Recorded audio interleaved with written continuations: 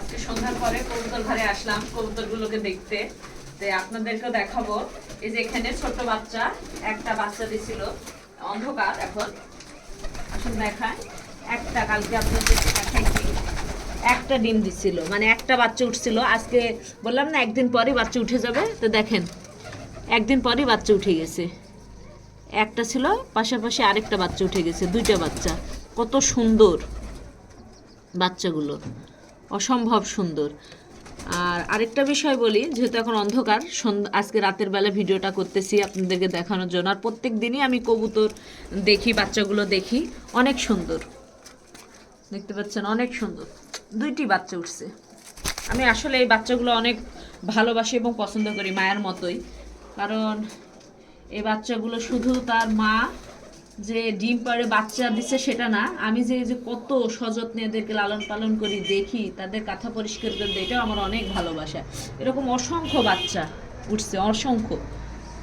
তাছাড়া এই যে এখানেও দেখা যাচ্ছে, এখানে এই যে এখানেও দুইটা বাচ্চা উঠছে।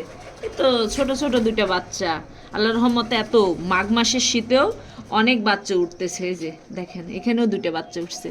এরকম মোটামুটি 5-6 জোড়া অ্যারাবিয়ান কোকা কবুতরের বাচ্চা উঠছে।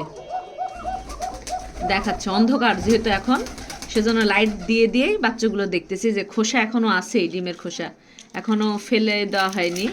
এই তো ডিমের খোসা ফেলে দিলাম। আর এই তো দেখতে পাচ্ছেন।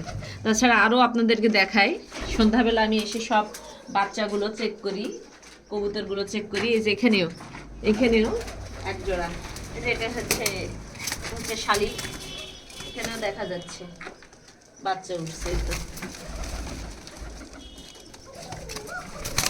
এখানে বাচ্চা উঠছে, অনেক সুন্দর। এদের হাড়গুলো পরিষ্কার করে দিতে হবে এখন, যেহেতু বাচ্চা উঠেছে। তাছাড়া অসংখ্য কবুতর রয়েছে। তার পাশাপাশি আপনাদেরকে দেখায়, এখানেও বাচ্চা উঠেছে।